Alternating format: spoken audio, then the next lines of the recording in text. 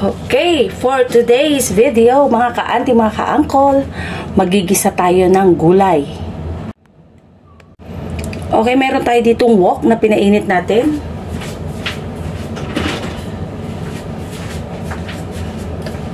Lagyan natin ng oil, any oil na meron tayo.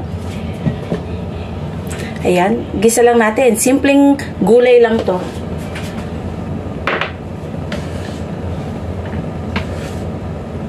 Lagay natin yung ating garlic.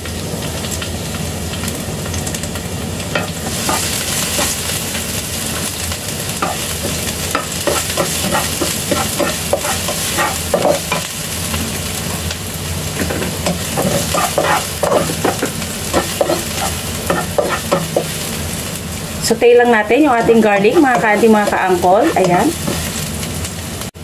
Ayan, pag naabay na natin yung aroma ng ating garlic, hindi na natin kailangan siyang ipa-brown. Lagay natin yung ating Chinese sausage or chorizo.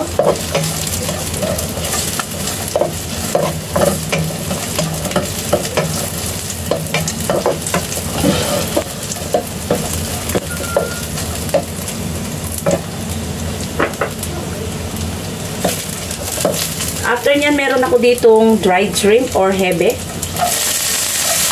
Huwag natin itapon yung pinagbabaran natin at gawin natin pinaka-soup.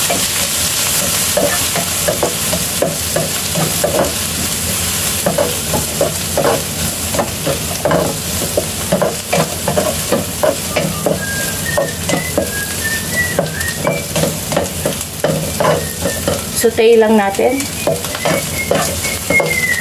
Pag naamoy na natin yung aroma ng ating dried shrimp, lagyan na natin yung ating vegetable. Gumamit ako dito ng pok choy.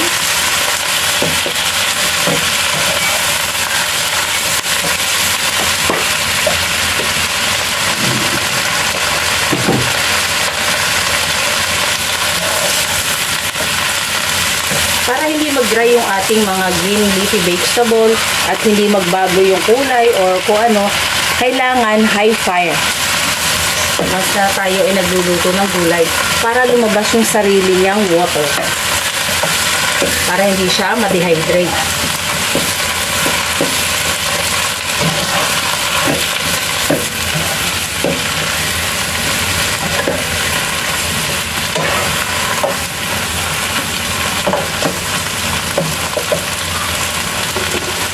Maglagay lang tayo ng chicken powder na pampalasa.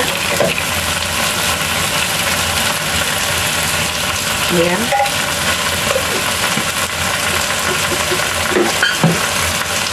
Ilagay natin yung pinagbabara natin ng dried shrimp. Maglagay tayo ng 1 tablespoon ng oyster sauce. And that's it, mga ka-auntie, mga ka-uncle. Okay na yung ating ginisang gulay or stir-fry bok choy with Chinese sausage and dried shrimp. Ayan.